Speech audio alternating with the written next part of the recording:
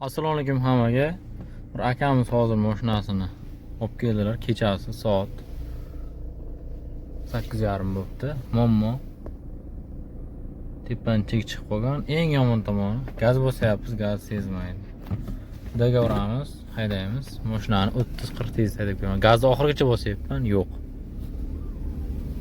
Nima qilsang qil meni degan video bo'ladi. Mana shuni qo'yib qo'ygan mashinamiz.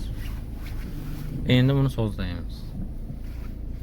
Hayotga qaytaramiz bu Cobalt'da. Akamiz zo'rg'a haydab kelyaptilar. 2-3 ta ustaga ko'rsatgan ekan, hech narsasini tushunmabdi. To'g'rilab chiroyli qilib bunaqa muammo chiqmaydigan qilib beramiz. Tayyor bo'lganda ikkinchi yuzga qo'yib o'taman. Mashinamiz tayyor bo'ldi. Mana ko'chaga chiqib akamiz bilan tekshirib kelyapmiz. Hech qanaqa ошибка degan narsasi yo'q. Kompyuterimizda ham tekshirib parametrlarni hammasini joy-joyiga qo'ydik. Akamiz juda ham qiynalib yurgan ekan. İşini yarım soatga qolmasdan bitirib berdik. Aka, nima deysiz biz haqimizda? Qanchaga ishingiz bitdi? Nima bo'ldi ayting. Hammasi uchun rahmat. Ko'p qiynaldim. 2 ta ustaga bordim. Rosa ovora qildilar. Topolmadilar.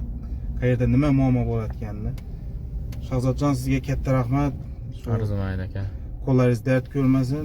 Boshqalarga ham shu tavsiya beraman. Bir tushunmaydigan, o'z ishini bilmaydigan ustalarga bormaslikni tavsiya qilaman. Rahmat hammasi uchun. Oldin ham demak ustaga ko'rsatgansiz-mi? Ha, 2 ta ustaga bordim, umuman bir nimasini topolmadi bularni, aybini.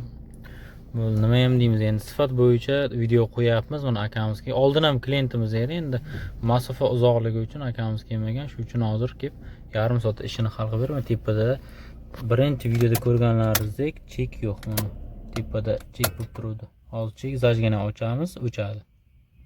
Bo'ldi, o'chdi. Demak, mashinada muammo yo'q, mana ошибка ham yo'q.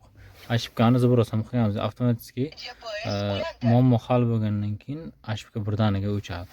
O'shanga ahamiyat qilamiz ustalar.